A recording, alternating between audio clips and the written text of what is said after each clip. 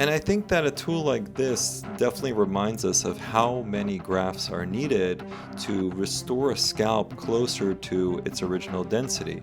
Yeah, so scalp scan is a tool that's being used to estimate the number of grafts that are needed for hair transplant surgery. And I have some colleagues who are excellent hair transplant surgeons using this technology. And I think there's definitely a balance between qualitative and quantitative hair transplant surgery, meaning when you calculate every last bit of hair needed, versus like the qualitative aspect of aesthetically pleasing results. And I think that it's possible to balance the two. And I think that a tool like this definitely reminds us of how many grafts are needed to restore a scalp closer to its original density. Now, a lot of these grafts don't actually come from the scalp. They're oftentimes being pulled from other areas on the body, such as the beard, such as the chest, the back, arms, legs sometimes. So that is often part of what's being used to reach these types of numbers.